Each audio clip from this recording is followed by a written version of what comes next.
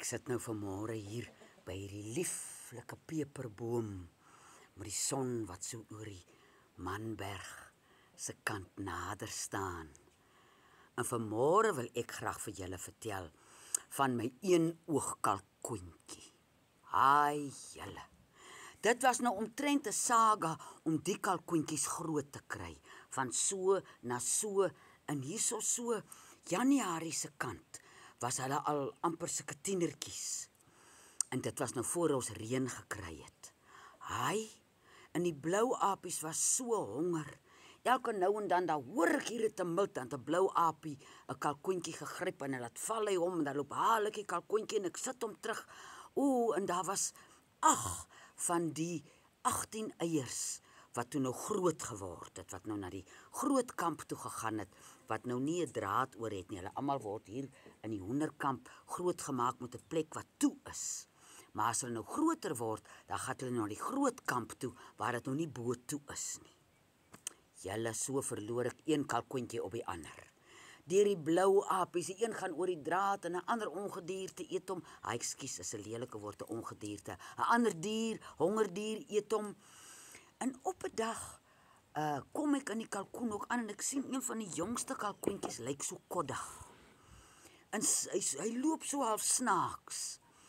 'n Deel van my werk as ek nou so vir die kalkoene kos gee, is om vir 'n tyd lank op 'n groot klip te gaan sit. Want die bosduwe wat ook nog maar honger was voor dit gereën het, nou dit gereën, nou is hulle minder honger. Dan kom eet hulle nou van die kalkoene se kos, so ek hou wag dat hulle nou nie onmiddellik als opeet nie.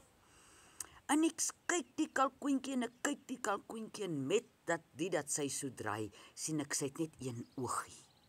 So dit moes nou gewees het, een van die blou apies wat nou in een of ander ekspedisie die dier gegryp het in sy naal of iets in die dier se oog gesit, nou net hierdie een oogie. En omdat die groot kalkoene nou so robuust is rondom die tieners, want hulle moet nou geleer raak, is dit maar moeilik vir die tienertjies om nou hulle kossies te kry waar die groot mense nou nie vir hulle verplinter nie. Haai julle, nou gaan ek met die erm daarin en dan sit ek nou die erm so hier by my voete neer. En kort voor lank, daar's die ou een-oog kalkoentjie hier by my voete. Sy's nou al so dat ek aan haar kan vat as 'n ou wyfietjie.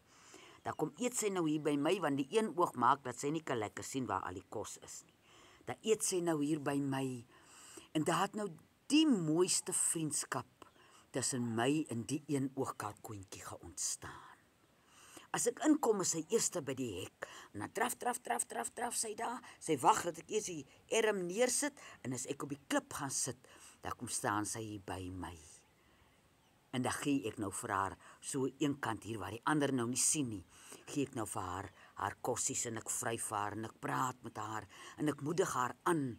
En sy het nou so 'n vrymoedigheid gekry. Ek sien sy is nie meer so wegkruiperig en hardloop weggerag nie. Sy het nou daai een-oogheid van haar absoluut omarm.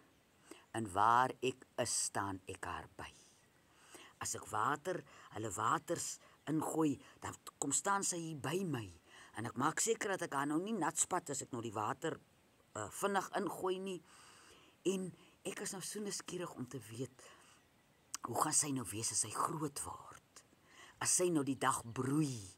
Want is nog al 'n ding, as die kalkoen, jy moet die kalkoen so half oplig om te kyk hoeveel eiers is daar, as jy nou eiers begin tel, as jy nou begin vas lê.